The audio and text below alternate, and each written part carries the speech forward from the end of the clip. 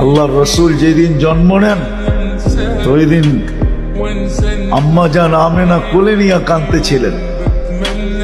সবাই জিজ্ঞাসা করতেছে কাঁদো কেন?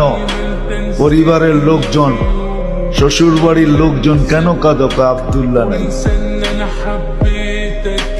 কেন? আব্দুল্লাহ থাকলে এতক্ষণে খেলনা চলে আসতো। আল্লাহ যেন কানে কানে বলতেছিলেন আমেনা কাঁদিস না, আব্দুল্লাহ খেলনা আনলে আর কোত্থেকে আনবে?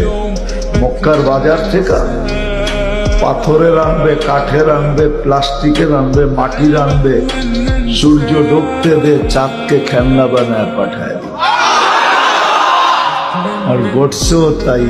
আবু তালেব বলে বিকালে যখন শোয়া দিছি, সূর্য ডুবার পরে যখন শোয়া দিছি, চকির উপরে তো বাদাল কামরু আইয়াদনু, চাঁদ দ্রুত গতিতে নিচে নামতে ছিল। আর আমি তাকায় তাকায় দেখতেছিলাম।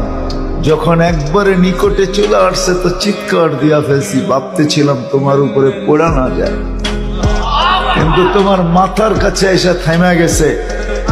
তুমি হাত পাও নাড়াচাড়া করতেছিল আর চাঁদ উপরে ডান্স করতেছিল। তো বলছে চাচা জানেন চাঁদ কি বলতেছিল? তা তো জানি না। বলে আন্নাল কামারা ইউগান্নিনি ওয়া ইউহাকিনি ওয়া ইয়ামনাউনি মিনাল বুকা। চাঁদ আমাকে ছন্দ শুনাইতেছিল, কান্না থেকে বিরত রাখতেছিল। আমি যেন না কাঁদি, কাঁদলে আম্মার কষ্ট হবে। আল্লাহ চাঁদকে আমার সাথে খেলার জন্য খেলনা বানায়